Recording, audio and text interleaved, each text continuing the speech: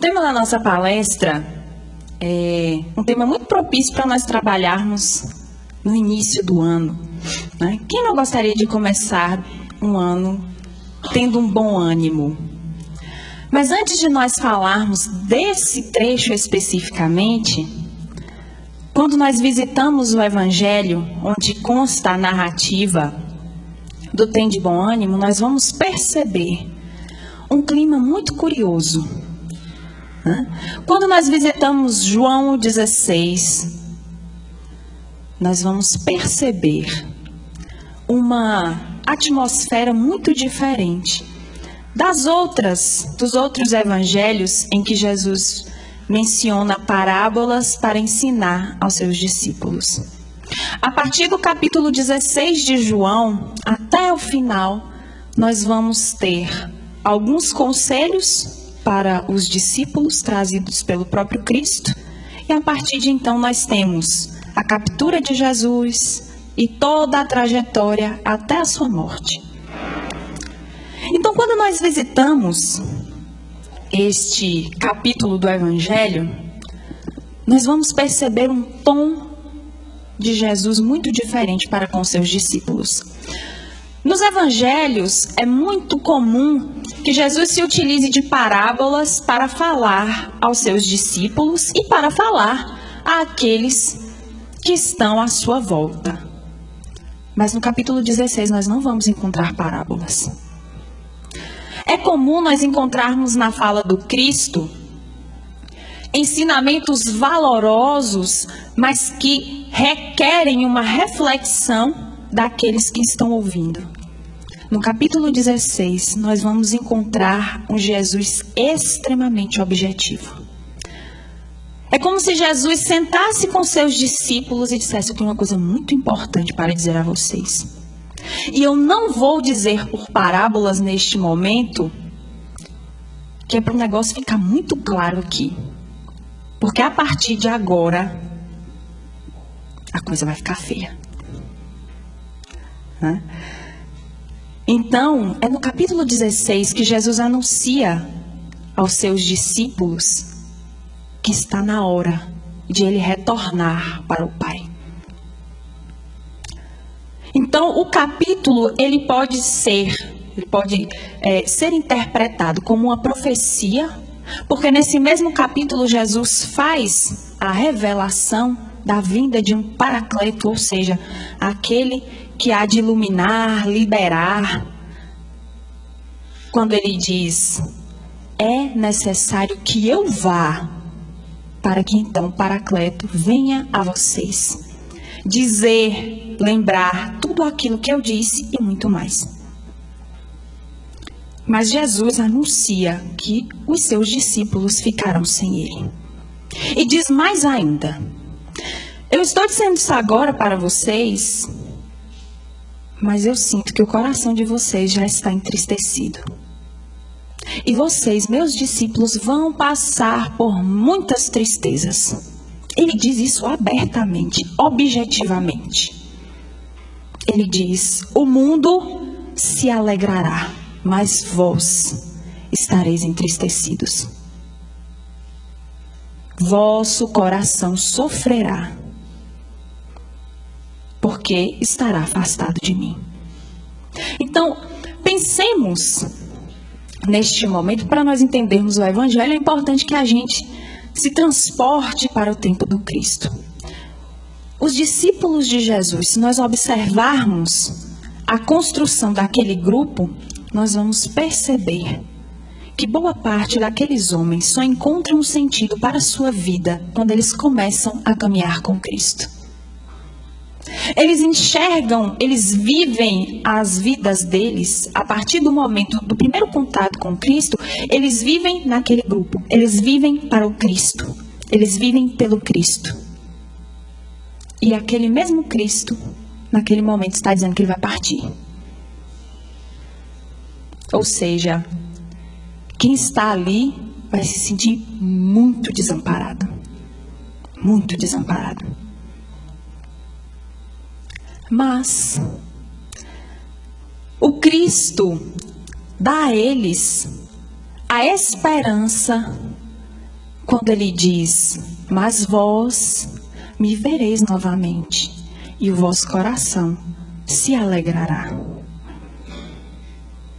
Chegando no trecho final, nos últimos trechos do capítulo 16, Jesus fala todas estas coisas. Jesus anuncia a vinda do Paracleto. Fala da tristeza que os discípulos vão sentir. Mas fala também da importância de eles se manterem firmes, dizendo a eles: eu voltarei e o vosso coração se alegrará. E esta alegria ninguém há de tirar de vós. Digo-vos estas coisas para que tenhais paz em mim.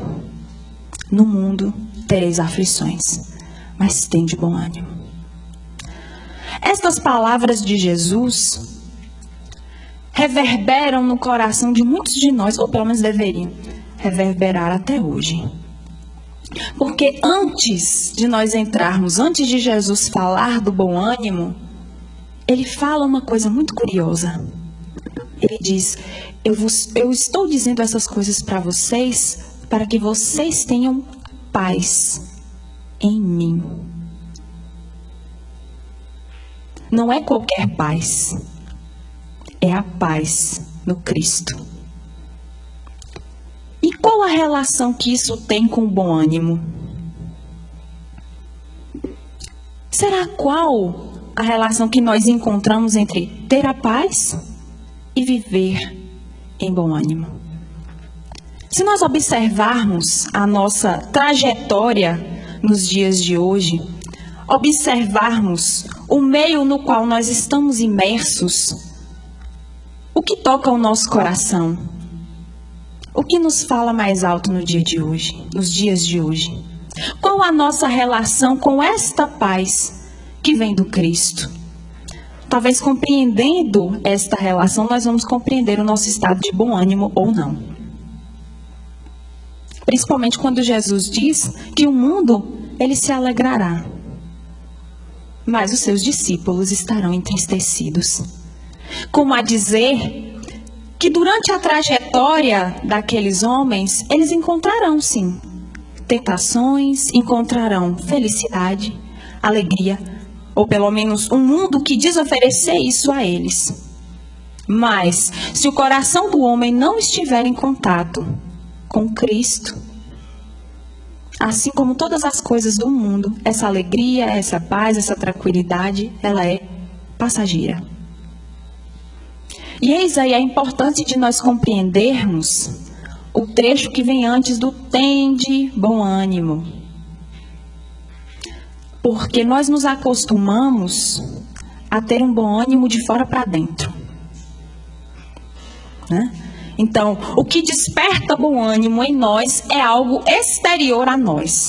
Então, quando nós almejamos algo que está para fora, nós criamos dentro de nós uma coragem: meu Deus, eu preciso daquilo, eu quero aquilo e eu vou conseguir.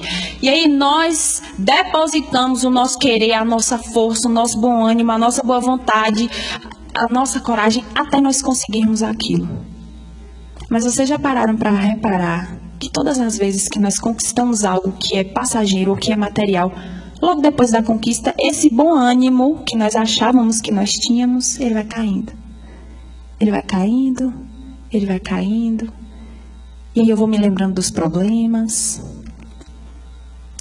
E aí eu vou vendo que aquilo talvez não fosse tão essencial assim para mim. E aí eu crio um segundo objetivo. Não, mas esse aqui é o objetivo certo. E aí vamos nós de novo. Com coragem, com bom ânimo, trabalhamos, estudamos, viramos a madrugada, fazemos o plantão, etc e tal. Conquistamos aquilo que nós queríamos. E aí aquele bom ânimo que a gente achou que era nosso, não é? Esse é o bom ânimo que o mundo oferece para nós e que nós experimentamos, muitas vezes. Ele é importante? É. Não estamos aqui menosprezando a coragem e a boa vontade que nós precisamos ter para conquistar as coisas que nós temos. Porque, afinal de contas, nós vivemos num mundo que exige de nós a conquista de determinados bens materiais. E nós vamos perceber que nessa trajetória, nós também construímos os espíritos que nós somos. Mas a mensagem do Cristo, ela é clara quando ela foca, ela dá um enfoque maior naquilo que é essencial. Ou seja, não adianta eu me deixar levar ou acreditar que o mundo que nós estamos, com indivíduos imperfeitos, com conceitos transitórios, com comportamentos transitórios, vá oferecer a nós sentimentos eternos. Quando, na verdade, eles não são. Basta nós olharmos, por exemplo, nós perguntássemos aqui, pudéssemos ouvir a cada um de vocês. Se eu perguntasse o conceito de cada indivíduo a respeito do amor, o que é amor para vocês? Cada um aqui teria uma explicação diferente. Que seria diferente, por exemplo, da explicação que me dariam há um ano atrás. Que seria diferente da explicação dada há 2 anos atrás, 10 anos atrás. Ou seja, os nossos conceitos, eles vão evoluindo. Da mesma maneira que o nosso comportamento também vai se modificando. Então, como esperar de um mundo transitório e imperfeito, conquistas para o ser eterno que nós somos? Aí nessa hora a gente fica, puxa, eu achei que a palestra era sobre bom ânimo, é a verdade, a pessoa está... Mas é para que nós reflitamos que quando Jesus diz, eu vos falo estas coisas para que tenhais paz em mim, Ele nos lembra que este não é um mundo perfeito. Que nós que estamos aqui hoje, os discípulos à sua época, mas nós que estamos aqui hoje também estamos dessa maneira. Enfrentam dificuldades, enfrentam desafios. Nós não saímos da nossa casa para virmos aqui a passeio. Nós estamos aqui, meus irmãos, num processo cotidiano de aprendizado. E não há aprendizado sem dor, sem sofrimento, ainda, para nós. Mas haverá o dia em que esses conceitos, eles serão modificados e a gente vai conseguir compreender um pouco mais. Mas por hora, nós devemos nos lembrar destas questões. Os discípulos à sua época tiveram de lidar com uma multidão ensandecida. Se nós observarmos as histórias dos discípulos de Jesus após a sua partida, nós vamos ver que pouquíssimos daqueles que adotaram a mensagem do Cristo e a vivência dessa mensagem no seu cotidiano tiveram dias muito tranquilos.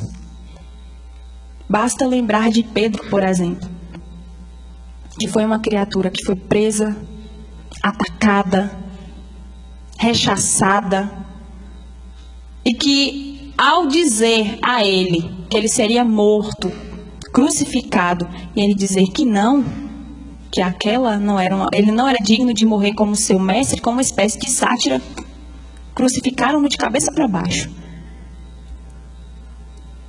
Se nós lermos as histórias dos discípulos, nós vamos ver que aquelas não foram trajetórias tranquilas.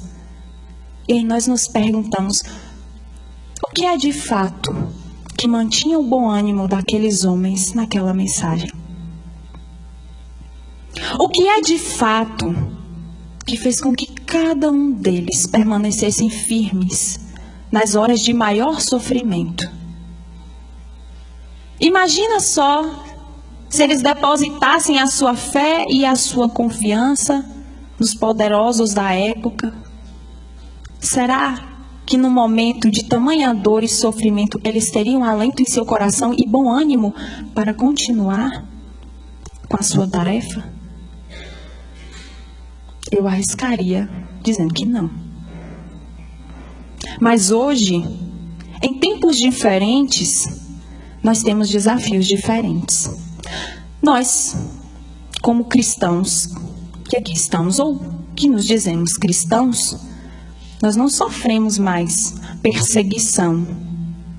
Nós não precisamos mais nos esconder. Não precisamos fazer reuniões escondidas em cavernas, catacumbas, em casas de outras pessoas. Não precisamos esconder a nossa verdadeira fé, ou a doutrina que professamos, ou a religião, as nossas crenças. A gente não precisa mais fazer isso. Mas os nossos desafios são outros. A nossa dor é outra. As nossas dificuldades são outras. E o mundo continua sendo um mundo de aflições. Então é importante que nós nos lembremos de que não adianta esperarmos um mundo tranquilo, um mundo descrito nas literaturas, em algumas literaturas religiosas, onde nós temos minando das rochas leite e mel, aquelas imagens maravilhosas, né?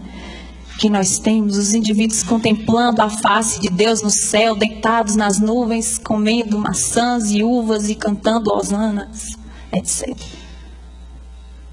Nós ainda temos muito trabalho a fazer por aqui. E aí, nessa compreensão dos desafios que nós temos, nós haveremos de nos lembrar de Jesus. No mundo tereis aflições. Aí entramos no mais, tende bom ânimo. Se o bom ânimo a que o Cristo se refere está ligado diretamente aos seus ensinamentos e à sua conduta, nós devemos nos lembrar o que são esses ensinamentos e essa conduta.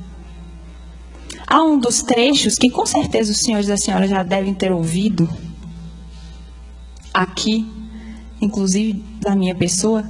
É um dos trechos que eu acho mais tocante das falas do Cristo.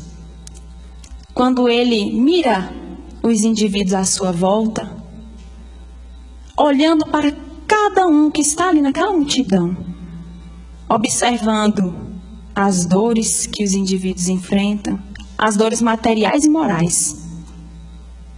E nós estamos falando só de questões materiais, mas as dores materiais e morais daquelas pessoas. Conhecendo cada espírito que está ali, suas imperfeições, suas dificuldades. E ele olha para a multidão e diz: por que andais preocupados com o vosso corpo, pelo que haveis de vestir, e com a vossa vida, pelo que haveis de comer? Não é a vida mais que o alimento e o corpo mais que as vestes? Quanto ao que haveis de comer, não vos preocupeis. Olhai os pássaros do céu. Eles não plantam, eles não colhem, eles não ajuntam em celeiros. No entanto, o vosso Pai que está no céu os alimenta. Não valem vós muito mais que eles? E quem dentre vós, com a vossa preocupação, podereis adicionar um côvado ao curso de seus dias? Quanto ao que haveis de vestir, não vos preocupeis. Olhai os lírios do campo. Eles não tecem, eles não fiam. Porém, eu vos asseguro que nem Salomão, em toda a sua glória, jamais se vestiu como qualquer uma delas. Se Deus veste assim a erva que existe hoje para ser jogada ao fogo amanhã, não vestirá também a vós, homens de pouca fé? Por isso, não vos inquieteis, dizendo: o que comeremos, o que beberemos, com o que nos vestiremos? Porque destas coisas se ocupam os gentios. Mas buscai primeiro o reino de Deus e a sua justiça, e todas as outras coisas vos serão acrescentadas. Mahatma Gandhi, segundo o que dizem, diz que se todos os evangelhos fossem queimados e restasse o Sermão do Monte, que o cristianismo estaria salvo. Mas, para mim, se queimassem todos os evangelhos e sobrar só esse trechinho aí, estava bom demais. Porque é o que fala mais alto ao meu coração e que define bem a mensagem de Jesus. Buscai primeiro o reino de Deus e a sua justiça, e todas as outras coisas vos serão acrescentadas. Quando o nosso olhar, ele está imerso nas questões materiais, quando nós, assim como os gentios, ocupam o seu coração, ocupam as suas forças, a sua vitalidade, apenas com o que é transitório, é como se nós puséssemos vendas laterais e nós deixássemos de enxergar todo o panorama da nossa existência. Porém, quando nós nos lembramos de buscar esse reino de Deus, de buscar essa sua justiça, os nossos olhos se alargam. Porque a justiça de Deus, este reino dos céus, ele está para além desse mundo material. O mundo material está contemplado, mas está para além dele.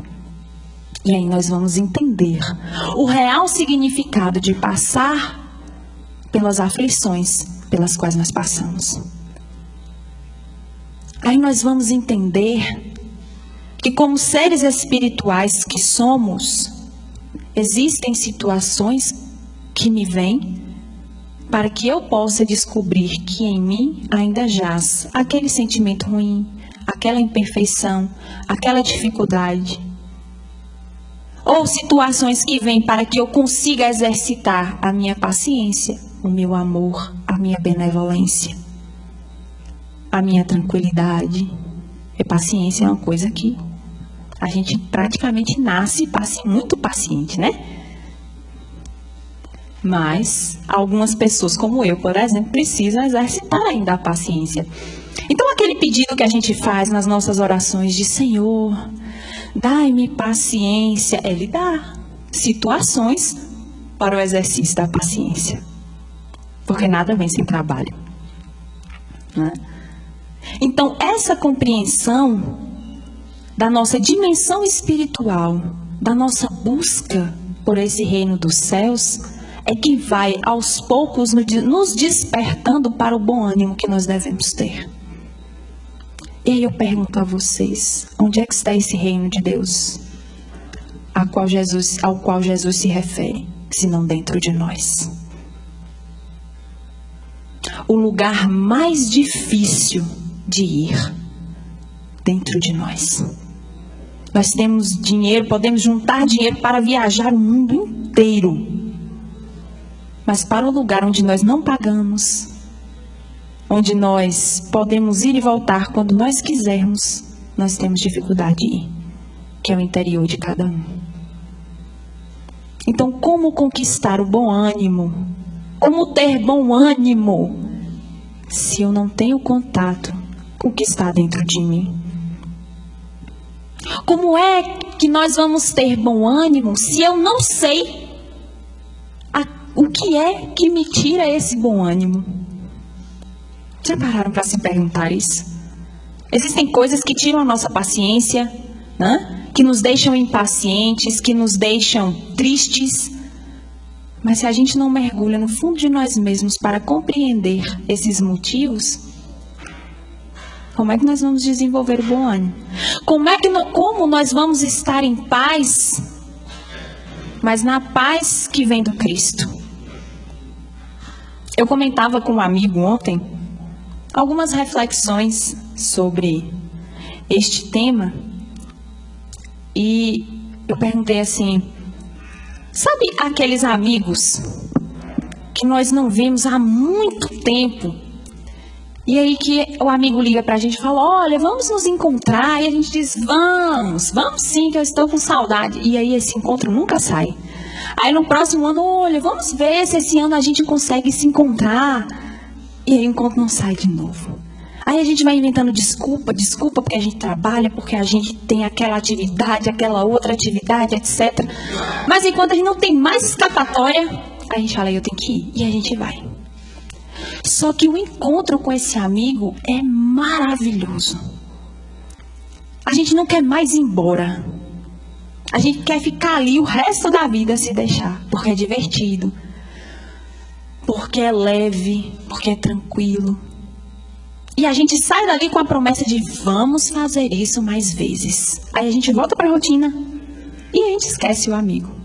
É assim que a gente faz com Jesus. É assim que a gente faz com a mensagem trazida por Ele. A gente fica ali, recebendo o convite o tempo todo para a reflexão, para a prática, para a reflexão e a prática novamente. E Ele liga, e a gente lembra que existe Jesus, mas a gente vai encontrando na nossa rotina poucos espaços para encaixá-lo. Até que chega um dia que a gente fala, eu vou ter que ir lá. Porque normalmente é aquele dia de sofrimento, que a gente não acha um indivíduo que possa nos proporcionar paz. Aí a gente lembra que existe Jesus. Aí a gente vai se encontrar com Ele. E o encontro com Ele é maravilhoso. Porque Jesus é acolhedor. Porque Ele nos abraça. Porque Ele nos conhece. Ele conhece o nosso interior. E a gente não quer sair dali nunca mais. E aí, a gente volta para a nossa rotina com a promessa de agora eu vou andar com Jesus. Mas aí a rotina vai apertando. A gente vai criando coisas para fazer. E a gente vai deixando Jesus. E Jesus vai ficando. E aí a gente volta. Esse amigo que a gente ignora muitas vezes, é assim que a gente faz com Cristo também. Mas, se nós queremos de fato usufruir da paz que vem dele, é necessário que o nosso caminhar seja com Ele. O tempo todo. Todo o tempo, todos os dias. É fácil? Não. Não é. Porque estar na matéria restringe a nossa visão. Estar na matéria restringe os nossos sentidos. E é claro que, normalmente, a nossa atenção se volta para aquilo que é importante para a nossa sobrevivência aqui. Nós já estamos habituados. E é por isso que é importante nós fazermos o caminho inverso. Não foi isso que os discípulos fizeram? Um caminho inverso para a sua época? Quando o mundo dizia, você tem que trabalhar, eles fizeram o caminho inverso. Tenho que trabalhar, tenho. Mas existem outros valores que são mais importantes. E é por isso que muitas vezes, nessa estrada com Cristo, nós vamos encontrar sofrimento. Nós vamos encontrar aqueles que dizem que nós somos, que nós não deveríamos ser assim, que nós somos indivíduos, por não responder, por sermos benevolentes, somos aqueles indivíduos pacíficos, aquele indivíduo tranquilo, aquele indivíduo bobo que todo mundo passa para trás. Não é assim que muitas vezes nós somos taxados? Mas se nós nos lembrarmos do verdadeiro significado de paciência, benevolência, perdão, amor, aí sim, nós vamos conseguir andar com a companhia mais importante que nós temos, que é a companhia de Jesus. Certa feita, e aí me permitam um relato pessoal, para quem não sabe, eu sou a pessoa fã de desenhos animados. Eu acho que os desenhos animados, eles trazem para a gente um conteúdo reflexivo importante. Antes eu não tinha alguém para me acompanhar nessa jornada. Hoje eu tenho. Eu tenho um sobrinho de 6 anos, chamado Pedro Arthur. Algumas pessoas já o devem ter visto comigo aqui no centro. E nós dois adoramos desenho animado. E há um tempo atrás, ele disse, Dinda, eu tenho um desenho para a gente assistir. Eu falei, ok, vamos assistir o desenho. E a história do desenho era uma história muito interessante. O desenho conta a história de um panda, vocês já devem ter assistido, mas conta a história de um panda que faz uma viagem cujo verdadeiro objetivo é o autoconhecimento. E ele só vai percebendo essa necessidade ao longo da sua trajetória. Ele sofreu muito na infância com a perda de seus pais, porém, esse sentimento, essas lembranças, por lhe trazerem muita dor, foram levadas para o inconsciente. Mas ele estava posto em uma situação, naquele momento, em que ele precisava se lembrar desses acontecimentos, trabalhar esses acontecimentos para só então conseguir seguir com a sua missão. E passou-se o desenho, Pedro Arthur comentava, ele adora comentar os desenhos. E aí, ao final do desenho, há um trecho interessante, onde uma vidente, um bodezinho, vira para ele e diz assim: você precisa deixar essas lembranças fluírem. Elas vão lhe causar dor, mas ao final você terá paz. E aí ele deixa as lembranças virem, e mesmo dolorosas, elas vêm. E aí então ele compreende de onde ele veio, o que foi que aconteceu na sua infância, por que a perda de seus pais, e então ele consegue trabalhar os seus sentimentos. Quando o filme terminou, Pedro Arthur disse assim: Dinda, ele só tem paz agora porque ele descobriu quem ele é, não é? Eu falei: oi? Aí eu disse: Bill. Ele só tem paz interior agora porque ele sabe quem ele é. Então a paz verdadeira, ela está condicionada à compreensão de quem nós somos verdadeiramente.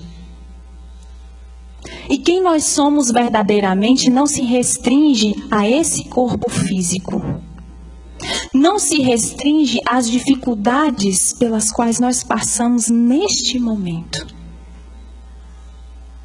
O que nós somos é resultado de experiências anteriores, de experiências neste momento presente e de experiências que virão. E se nós não compreendermos, meus irmãos, o que nós viemos construindo durante toda essa trajetória, nós não conseguiremos lidar com esse infinito que nós somos. Há um trecho em o Evangelho segundo o Espiritismo, no capítulo 2, intitulado O Ponto de Vista. O primeiro trecho, primeiro parágrafo do Evangelho diz: a ideia clara e precisa que se faz da vida futura dá uma fé inabalável no futuro. E essa fé tem consequências imensas sobre a moralização dos homens quando muda completamente o panorama sob o qual ele examina a vida terrestre. Ou seja, se a nossa ideia ela parte de uma visão estreita, se a nossa visão sobre a vida é essa que vai do berço ao túmulo, muitas coisas na nossa vida não terá explicação. Muitas das nossas atitudes, do nosso comportamento, do nosso conceito de moral e da nossa prática, não terá muita explicação. Mas a partir do momento em que nós compreendemos quem nós somos, compreendemos a nossa essência, compreendemos que nós estamos muito além, que nós somos muito além desse corpo material que nós habitamos agora, aí sim a gente consegue observar a nossa existência sob um panorama diferente. Os evangelhos nos dizem, nesse mesmo capítulo, há um trecho que diz que nós devemos observar a nossa experiência na Terra, ela deve ser como aquela experiência passageira em uma cidade que é muito ruim. Muito ruim por quê? Porque a nossa existência, ela é passível de aflições. A gente sofre aqui. E não adianta dizer que não. Basta vermos os indivíduos aqui, por mais que digam, olha, eu tenho uma vida confortável, eu tenho uma vida feliz, sou feliz com a minha família, sou feliz com os meus filhos, sou feliz do jeito que eu sou. Mas quem de nós não se entristeceu? Quem de nós não se questionou ainda frente ao fenômeno da morte? Talvez seja um dos momentos mais reflexivos sobre a nossa existência. Se a gente ainda não parou para observar de fato o nosso dia a dia, paremos um pouco para pensar sobre o momento da morte. Minha mãe, se estivesse aqui, diria: Deus me livre. Morte é uma coisa que não serve para a gente pensar, não. Serve.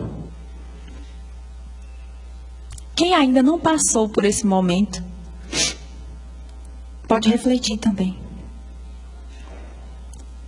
De olhar para aquele ente querido, aquele que ama, aquele amigo, aquele filho, aquele pai, aquela mãe, e dizer: ele está aqui hoje, mas ele pode não estar. Isso nos causa um incômodo interno tão grande.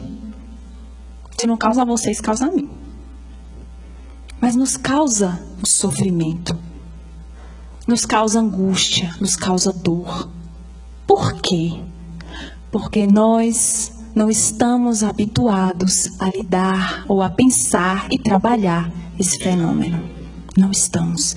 E assim é, meus irmãos, com todas as outras experiências pelas quais nós passamos. Quando nós não olhamos para estas experiências de um panorama maior, nós não vamos conseguir trabalhar de forma satisfatória esses sentimentos. Então, por isso, o convite no dia de hoje é para que o bom ânimo que nós nutrimos seja o bom ânimo oferecido por Jesus. Não aquele que vem de fora para dentro, mas o que está dentro e vai para fora. O bom ânimo que é construído dentro pelo conhecimento do reino dos céus, pelo entendimento das leis de Deus e o cumprimento dessas mesmas leis. Por nos entendermos todos os dias como espíritos que estão passando por um processo de construção. Quando nós observarmos o nosso erro e o erro do outro com um olhar muito mais leve, porque admitimos que se nós estamos aqui, de passagem, nos construindo, aprendendo, nós também estamos dando direito ao outro de aprender. E se no processo de aprendizado eu erro, o outro também vai errar. Então, se eu consigo olhar para o outro com esse olhar de leveza e olhar para mim com essa leveza de um ser eterno que está se aprimorando, a construção do bom ânimo começa. E essa construção não precisa estar nas coisas grandiosas. Nós não precisamos de situações maravilhosas, magníficas, para construir bom ânimo. Basta ser um pouco mais generoso para consigo. Basta ser um pouco mais atencioso para com o problema de outras pessoas. Basta nós ouvirmos a insatisfação do outro, do nosso companheiro, do nosso filho, do nosso pai, da nossa mãe, do nosso irmão, ou quem quer que seja, com os ouvidos um pouco mais amorosos, na tentativa de compreender qual o real significado daquele incômodo.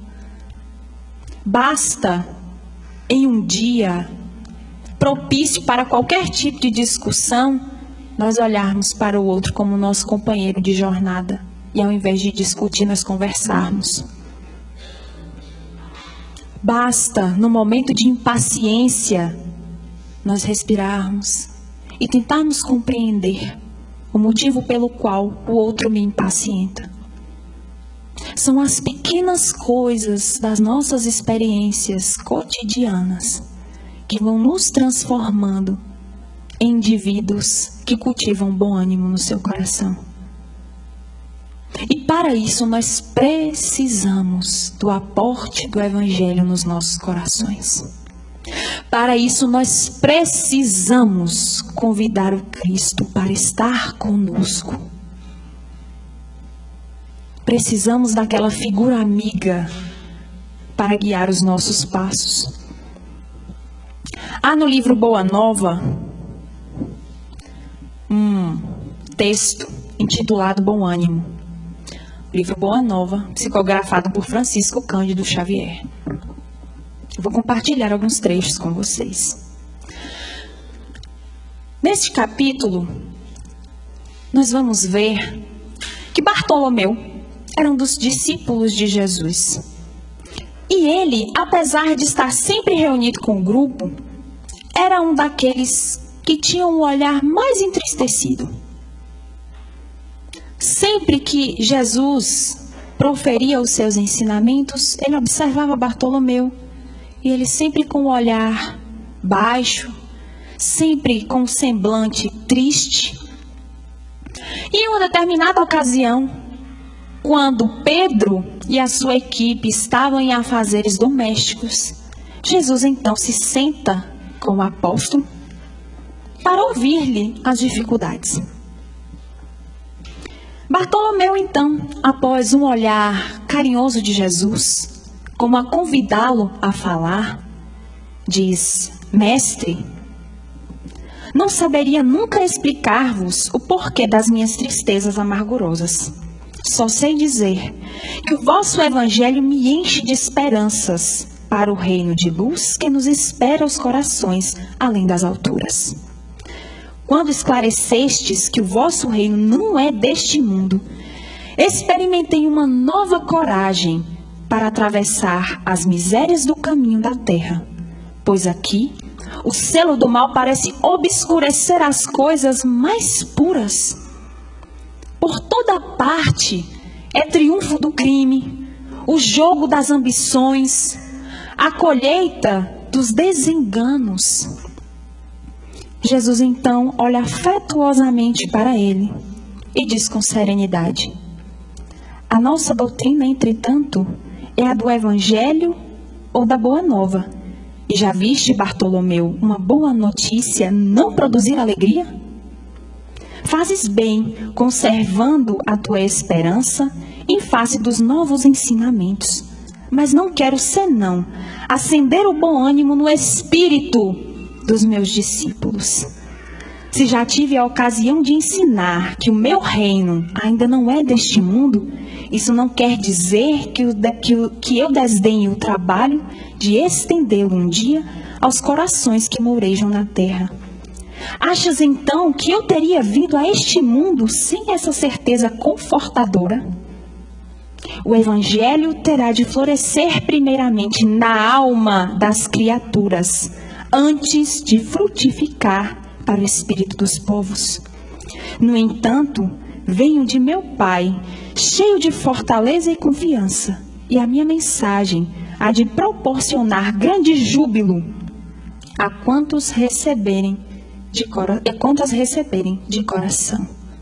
Então, antes de esperarmos que a boa nova do Cristo se espalhe pelo mundo, ela precisa primeiro se espraiar pelos nossos corações, para que as nossas ações, para que as nossas palavras, para que o nosso entendimento faça parte de toda a nossa trajetória, para que todos os outros possam ver, para que nós possamos experimentar este reino. Depois de uma pausa, em que o discípulo contemplava silencioso, o mestre então continuou: a vida terrestre é uma estrada prodigiosa que conduz aos braços amorosos de Deus. O trabalho é a marcha. A luta comum é a caminhada de cada dia. Os instantes deliciosos da manhã e as horas noturnas de serenidade são os pontos de repouso. Mas ouve-me bem.